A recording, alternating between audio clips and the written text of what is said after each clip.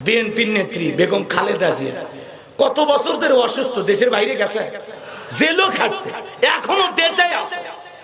নেত্রী হলে নেতা হলে ভাঙা যাবে না, কথা কম কি হওয়া লাগবে, ভাগি নেতা হওয়া যাবে না।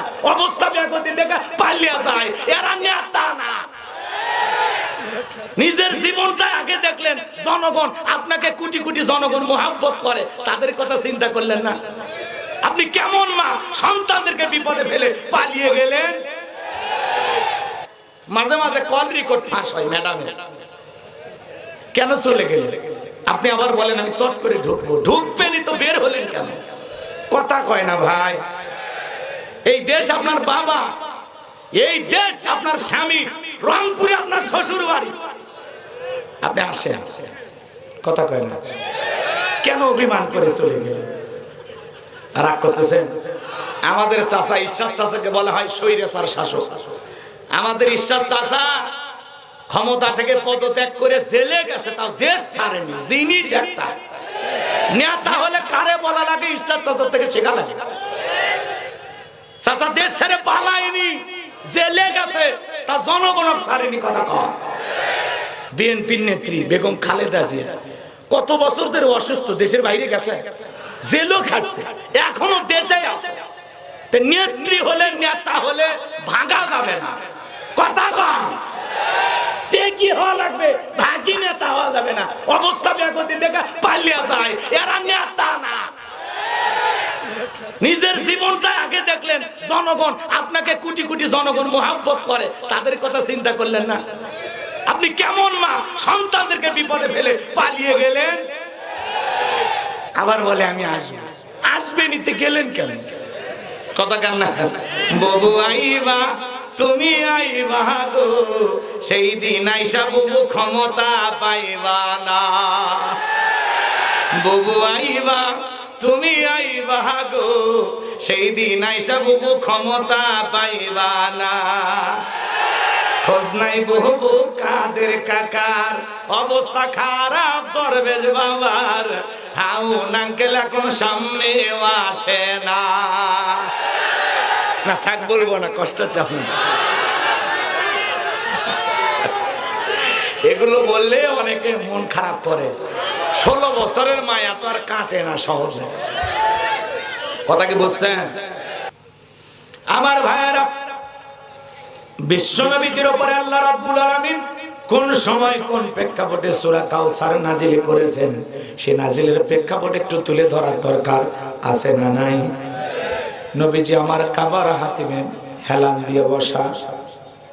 হযরত আনাস রাদিয়াল্লাহু তাআলা বলেন, আমি তাকায় দেখি নবীজির মনটা ভীষণ খারাপ, মুখটা মলিন, চোখের কোণা দিয়ে অশ্রু ঝরতেছে। কিছুটা সময় অতিবাহিত হয়ে যাওয়ার পরে আমি তাকায় দেখি আমার নবীজি মুস্কি মুস্কি হাসতেছেন। বলুন সুবহানাল্লাহ।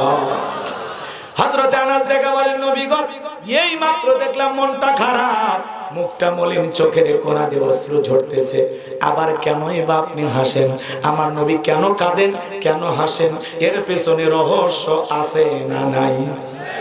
নবীজির মনটা কেন খারাপ? কারণ হলো নবীজির কলিজার টুকরা ছেলে সন্তানগুলো জন্ম নেয়, আর একে একে ছেলে সন্তানগুলো মারা যায়। ইব্রাহিম মারা যায়, আবুল কাসেম মারা যায়, তাগের মারা যায়। বাবা হিসাবে নবীর মনে কষ্ট লাগে কি না?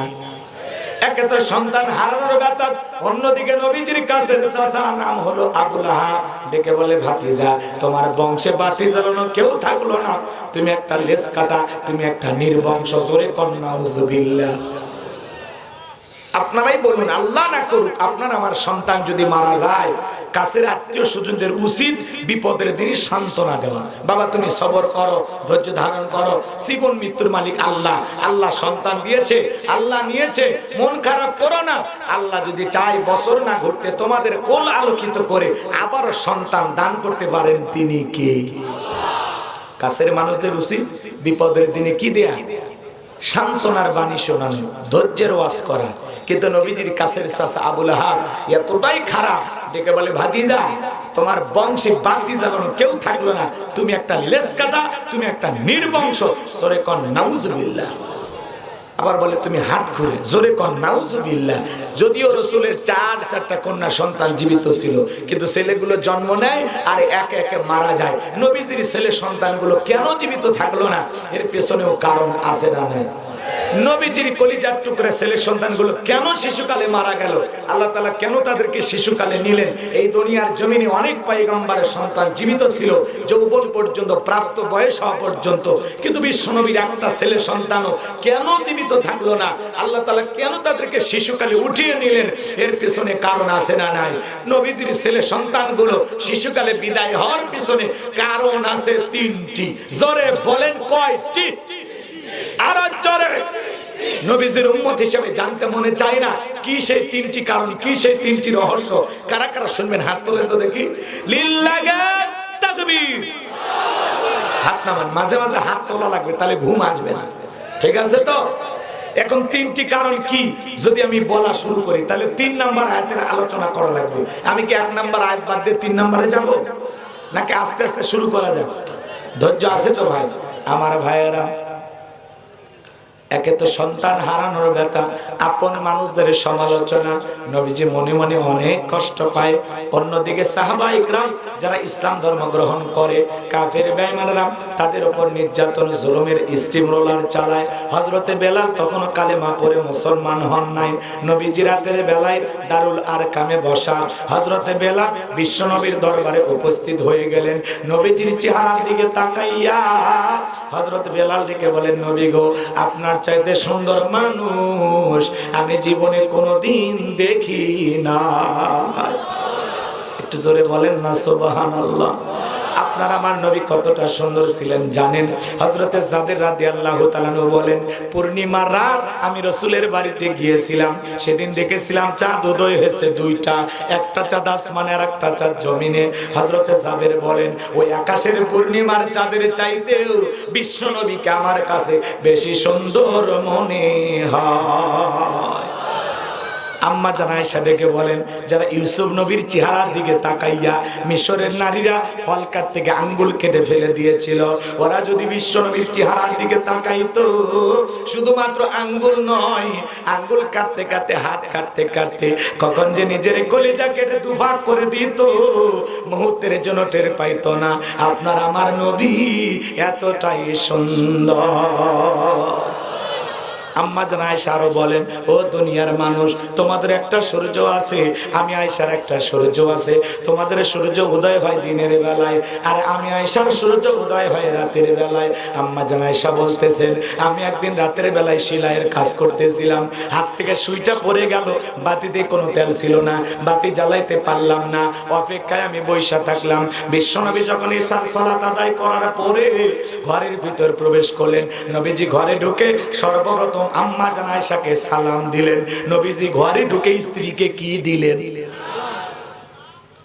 আপনি আমি যখন ঘরে ঢুকবো, বিবিকে সালাম দেওয়ার দরকার আছে না নাই? স্ত্রীকে সালাম দেওয়া রাসূলের সুন্নাত।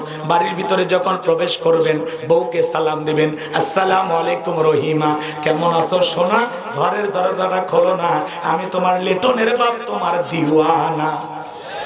বউ খুশি হয়ে দরজা খুলবে। কথা বলেন ঠিক কি না? কিন্তু আমাদের ব্যবহার এত মিষ্টি না।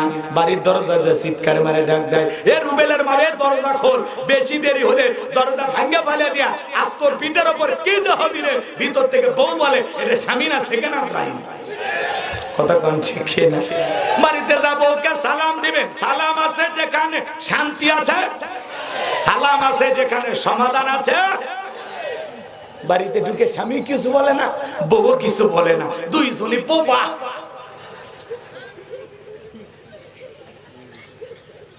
মুসলমান খালি ওয়াজ শুনলে হবে না। পবিত্র কোরআনুল কারীমের সূরা নূরের 27 নম্বর আয়াতে আল্লাহ পাক স্পষ্ট বলেছেন, একজন মুসলমান আর একজন মুসলমানের গৃহে প্রবেশ করার আগে গৃহবাসীর অনুমতি নিতে হবে, তাদেরকে সালাম দিয়া তারপরে বাড়িতে ঢোকা লাগবে। আমরা কি সালাম দে? অনুমতি নেই। রুবেল কয় বাড়ির মধ্যে ঢুকে গেছে, রুবেলের বইয়ের ওন্না ঠিক নাই, মায়ের ওন্নার খবর নাই, সিসি ক্যামেরা সব দেখলে আইসেন না। সামান্য কমন সেন্স যদি আপনার থাকতো, তাহলে আপনি এইভাবে ঢুকতেন। আপনি মুসলমান, আরেকজন মুসলমানের গৃহে প্রবেশ করতে গেলে সর্বপ্রথম ওই গৃহবাসীর অনুমতি নিতে হবে, তাদের